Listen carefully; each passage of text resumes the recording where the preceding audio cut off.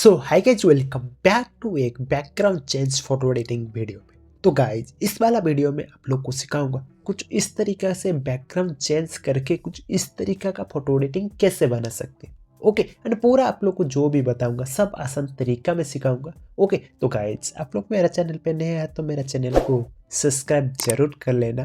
तो गाइज अभी चलिए स्टार्ट करते हैं एडिटिंग।